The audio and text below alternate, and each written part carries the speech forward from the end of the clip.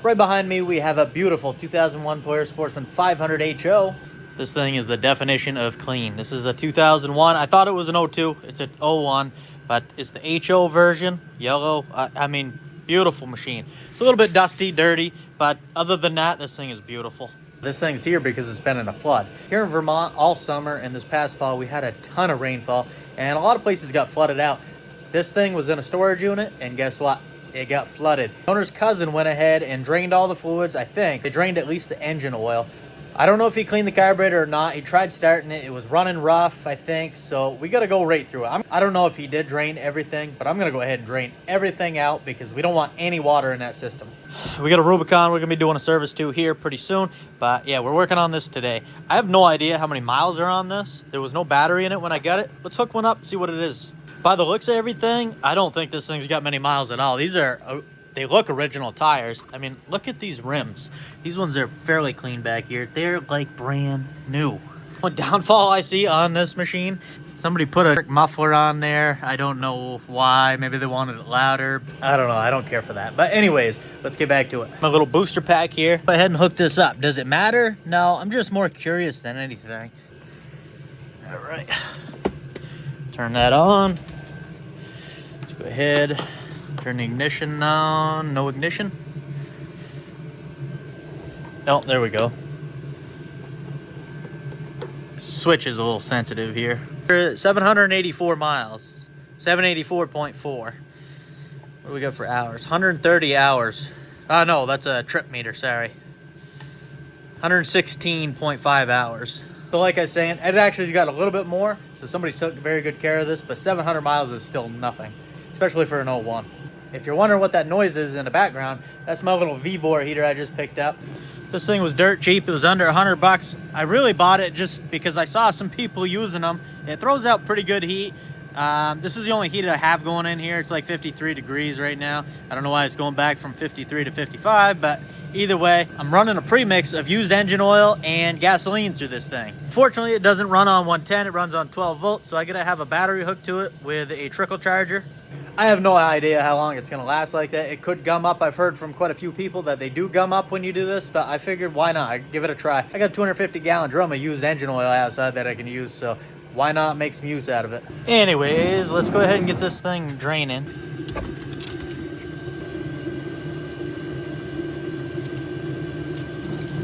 Oh, I don't like that. That is very, very watery. Oh, now I got a mess to clean up. Spit out a little bit. I was not expecting that. Like I said, he said he drained this. Ooh, I don't like how much water was in that. With the cold weather we've had. All right, let's go ahead and get the seat off, the plastics here. All right, so we drained the reservoir. Now we're gonna drain it right out of the engine. This is a dry sump engine, so most of the oil is held in that reservoir, but there is some held in the bottom of the crankcase right here. If you're wondering where it is, it's right underneath where the water pump is. Water pump's right there, directly underneath it. There's no good way to keep your hand clean on this one, I don't think. Yeah. It's again a little watery. I don't like that, but that's what it is. Go ahead and put the drain plug back in the reservoir here. I don't think that belongs on this. Check the transmission fluid. I'm gonna change it, but might as well check it first, see how she looks. Oil that's got in it. It actually looks pretty clean. This is an 01. I know it doesn't have many miles on it, but I'm gonna go ahead and change it anyways. But we'll go ahead and get her running first. If I saw that transmission fluid all milky, like water got in there, I wouldn't have even fired it up. But it looks clean, so I'm gonna go ahead, clean the carburetor out. And it looks like the fuel system's already drained. It looks like they had the gas tank off of it. But I'm going to clean the carburetor out, see what it looks like.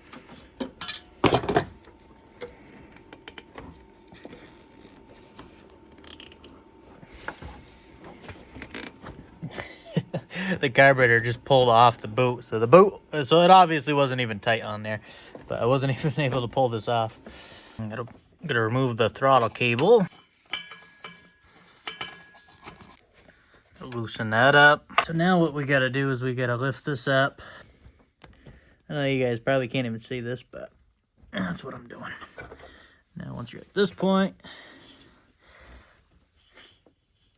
go ahead And there we go. This just unscrews and then you can pull the cable out.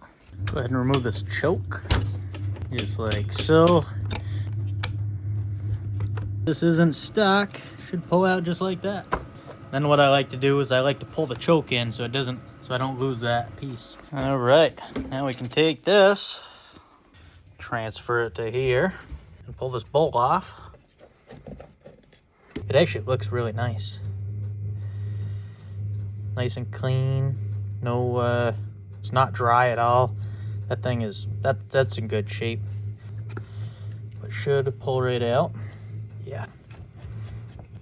I really like these Milwaukee screwdrivers. I just got them.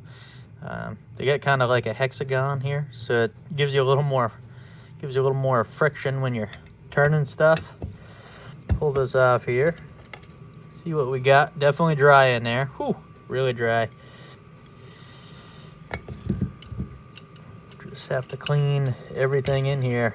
Very, very dry. She's been out of fuel for a while, I'd say. Start by removing our main jet here.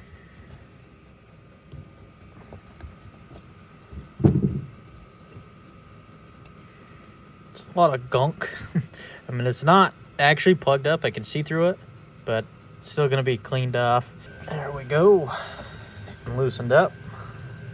Okay, that pilot jet, I know it's hard to see for you guys, but I can't see through that at all, so that's plugged up. Now that she's all clean, we can go ahead and start reinstalling. I put a new rubber O-ring on this. Pilot jet, I don't know if you'll be able to see through that. There you go, yeah. We're gonna throw our float assembly back in. We'll go ahead and put our vacuum slide back on. And the spring, that'll go in there just like that. We'll tighten this down. Well, now we can go ahead and throw that back on. Put our drain plug back in. Move our filler dipstick here.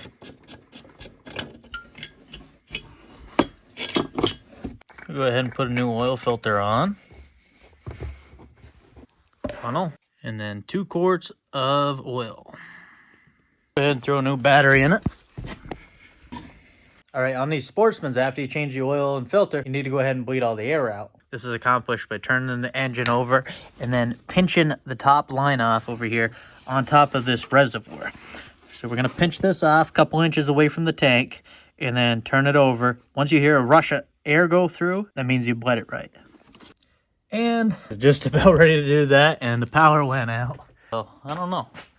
Might have to take a break for a minute because I have no lights in here other than a flashlight on this camera. I mean, phone. Well, finally got power back in the shop. I don't know what was going on. It was out for a few hours. Glad we got it back on now. Let's get back on track. Throw some fuel in this thing. All right, that should be enough to fire it up. Let's try to fire this up here.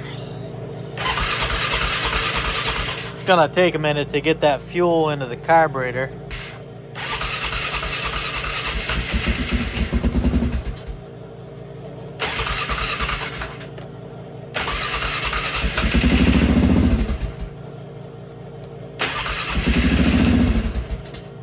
Started it up and did the bleed procedure. I only have so many hands, so I couldn't do it while showing you guys. But like I said, what you want to do when you first start it, pinch that line off, let it go, and then you'll hear that rush sometimes. Sometimes just cranking it over is not enough, but so it should be properly bled now. Let's go ahead and fire it up and see how she sounds. The switch is a little finicky. If you go too far, it shuts it off.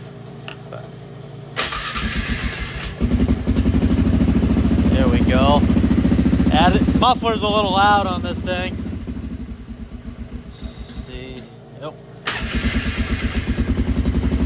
I mean, look at these switches. This thing is in great shape, like I was saying. Not many miles or hours on it. That's great. She runs, but I found an issue. Definitely gonna have to pull this clutch cover off because we got a mouse nest in there or something.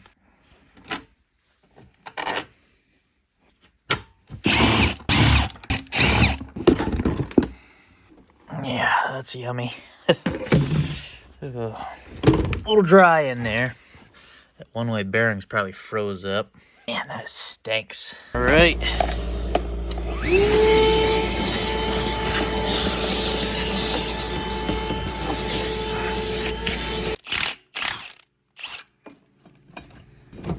All right, I got those clutches cleaned out, got it all back together. Let's give her a whirl. Ah, she sounds good. Get her out here, we're about to give her a whirl. As you can see, we lost almost all our snow. Crazy. And it's, I don't even know what it is, December 27th. Gonna give it a real good test ride, make sure it's not overheating, make sure the fan kicks on, kicks off, make sure the full drive's working, and just everything. I will say, this is one loud Sportsman 500. I don't see too many Sportsman 500s with exhaust. It's kind of a rigged up setup they got on there, but zip tied on. It is what it is.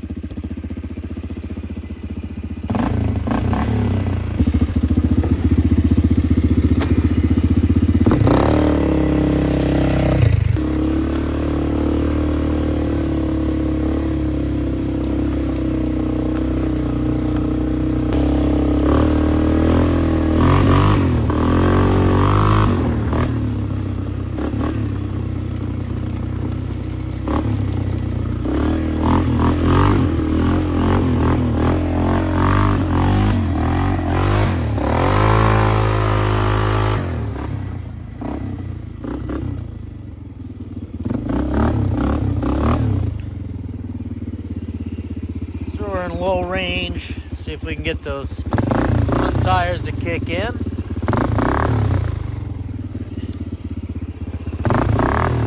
That one kicked in right there.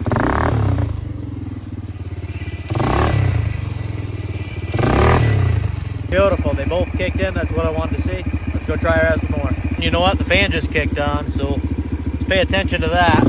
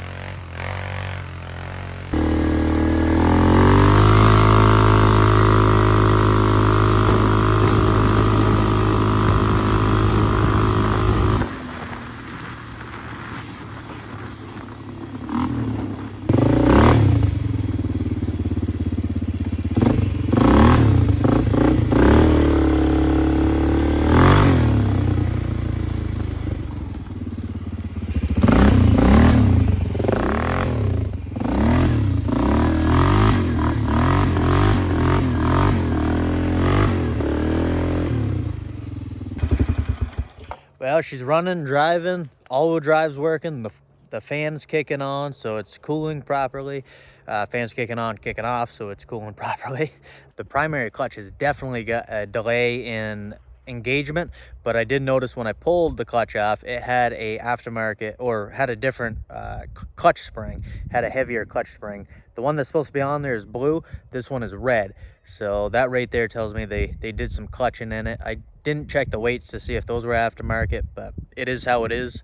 She doesn't sound bad, but that aftermarket muffler is kind of obnoxious, in my opinion anyways. I'll let the owner know what I found out and see if he wants to do anything else.